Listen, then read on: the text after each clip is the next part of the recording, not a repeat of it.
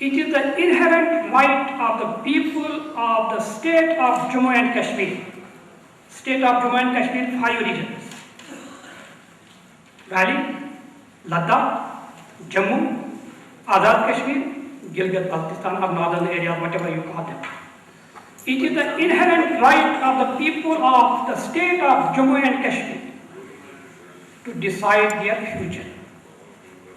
And the principle number 2, it is almost an impossibility, almost, to ascertain the wishes of the people of Kashmir, except in an atmosphere which is free from coercion, which is free from intimidation, and more importantly, which is free from external compulsion. I was talking to Dr. Siddiq Wahid a few days back along with Professor Nazir Shah in Islamabad. I totally agree with him. I believe if we are really serious, and we are, to explore the possibility of the final settlement of the Kashmir dispute, then we need to be concerned to set a stage for the settlement rather than shape of the settlement. Let me repeat. We mean not only Kashmiris, those who really would like to see peace and prosperity. We need to be concerned to set a stage for the settlement rather than the shape of the settlement. Because any attempt to do so amounts playing into the hands of those who really would like to maintain status quo. And status quo is not acceptable to the people of Kashmir. Why? Because there was a survey. It was conducted by Chatham House, which is a British, England-based think tank. Not in 1948, on May 27, 2010, last year. The director of that Chatham House, right in front of Professor Shah, Tahir Aziz, if he is here, and Chaudhry Sahab bhi wahan par the. I couldn't believe it. He said 99.99% of the people of Kashmir, they have rejected the status quo. So ladies and gentlemen, it's not only me who is saying that there is no hope for the status quo.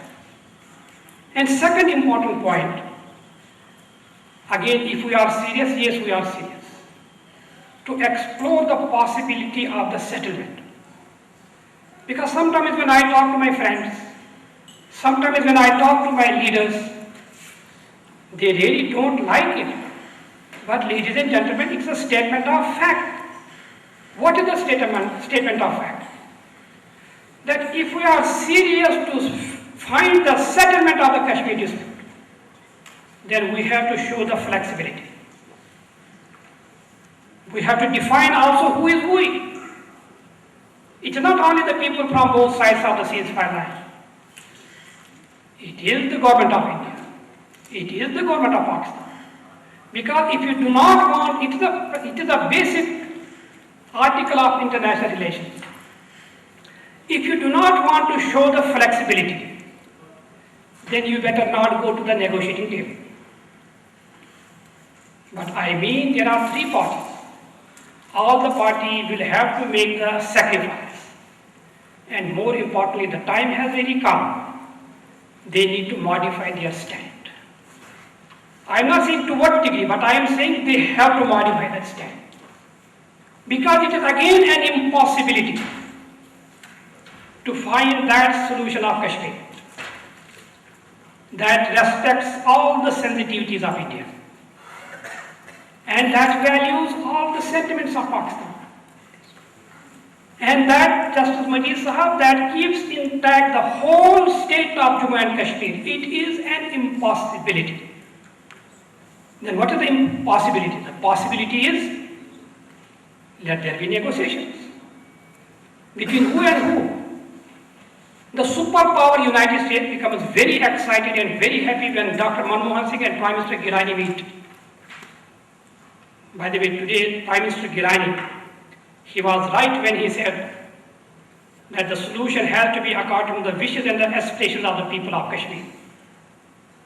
But the world powers, they become excited when India and Pakistan talk. I am not a legal expert. We have Ayaz Nakilbindi here, he is a legal expert. When you really read the United Nations resolutions, they did not give the right to the President of Pakistan. They did not give the right to the Prime Minister of India. They did not give the right to that person who we know as President Barack Obama. The right was given to 17 million now, the number of the people of the state of Jammu and Kashmir. So that's why the time has really come. When there are going to be negotiations, if you want those negotiations to be successful, then the leadership of the people of Kashmir must be included. Again, we were talking with Dr. Siddiq Wahid, Professor Shah. How can we ascertain what is the leadership of people of Kashmir? Without going into Mandela and Yasser Arafat and whatever. We are proposing to government of India and the government of Pakistan.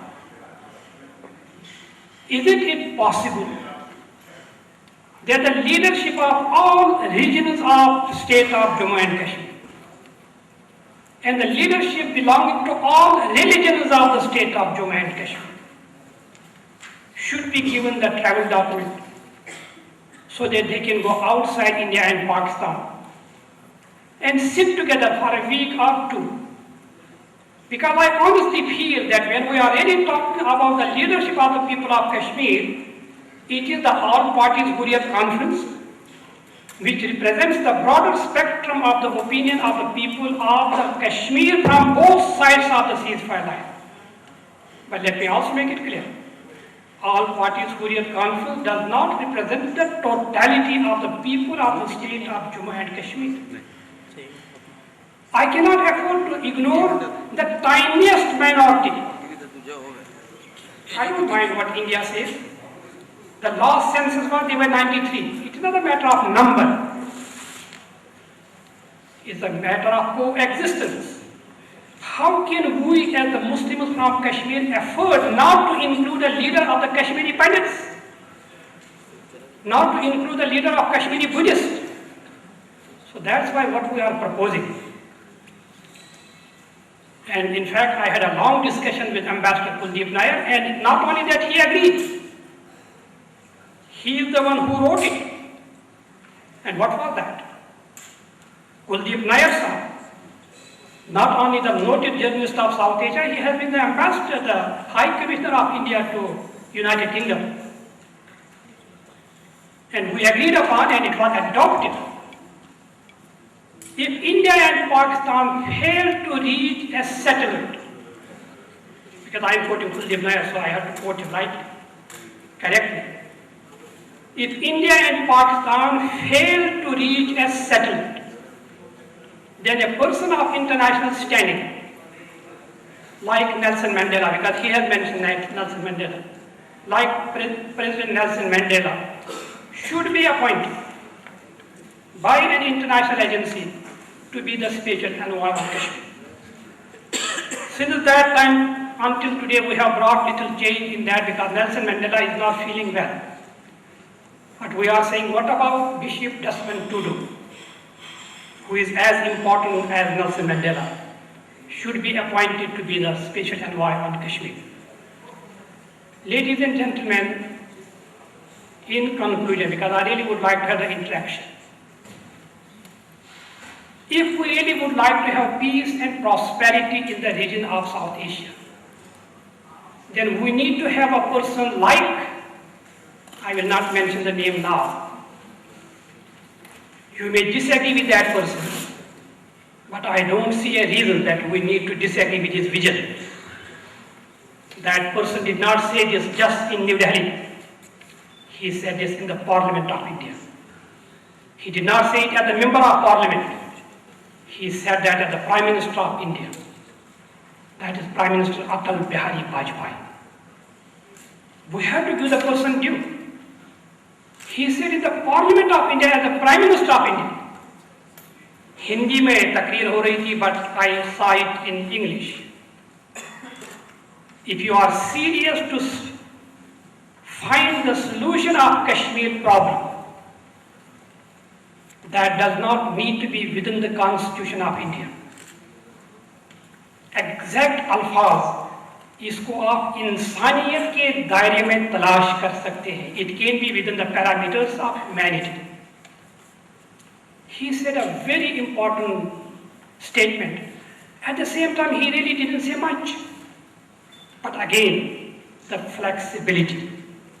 Because within that parameters of humanity, Kashmir can still be the part of India. Within that parameters of humanity, Kashmir can still be part of India, it can be part of Pakistan, it can be independent, it can be, there could be different possibilities. But we really need a person who is visionary, who is not really going into the past, but see the future. Professor Chenoy, I just want to mention your name. Not because I don't want to mention the name of ladies, Rita and Seema. And that is, I know we are serious to find the solution of Kashmir problem. I know we are serious to find the peace and stability in the region of South Asia, India, Pakistan and Afghanistan. If we are serious, then India has to accept Kashmir as a dispute. Then India has to accept Kashmir as a conflict. Then India has to accept Kashmir as a problem. At least India has to accept Kashmir as an issue. And Ms. Seema Mustafa, at least India can accept Kashmir as a question that needs to be resolved. Ladies and gentlemen, it's not a matter of if, it's only the matter of when. Why I am saying a big difference between if and when? Because there is so much happening at the global world, you don't know and I don't know. But God has His own way to show us. You know that Ambassador Richard Holbrooke, he has said it more than dozen times. And President Obama said more than half dozen times. And Hillary Clinton said more than 10 times. Holbrooke has nothing to do with India, it has nothing to do with Kashmir. He is the special envoy on Afghanistan and Pakistan. I have a very important document, and that document is known as New York Times. It is dated May 14th of this year. Nicholas Kristof, he interviewed his wife, the wife of Ambassador Richard Holbrooke, who told him that Richard Holbrooke told me, the reason he told me and he did not tell the world because he was very close friend of Hillary Clinton. It is the New York Times. But he told me, there is no way you can end radicalism in Pakistan unless you are going to address the issue of Kashmir. It is in the New York Times, May 14, 2011. And he said, which I never say. Not because it is wrong, but I never use that phrase. I use the phrase of persuasion. But the wife of Richard Holbrooke said that Holbrooke told me, even if we have to pressurize India to accept that, we should do that. So that's why I am saying it's not a matter of if, it's a matter of when. Kashmir is going to be free. Kashmiris are going to get Azadi. Then another Jamwal is going to tell us what is Azadi. It is going to be good for the peace and prosperity for Kashmir. But more importantly, it will really bring peace and prosperity to the region of South Asia, which to me was 1.3 billion. But today I listened to the Prime Minister of Pakistan. He said 1.5 billion. Ladies and gentlemen, that is 1/5 of total human race. With that, I really would like to say thank you to all of you. And with the permission of Chair, whatever is the program, I hope it is the interaction. So, Thank you very much, Dr. Faisal.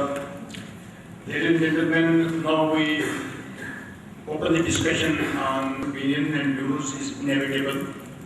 But the form of question or inquiry, whatever you want. You said but not said. Thank you.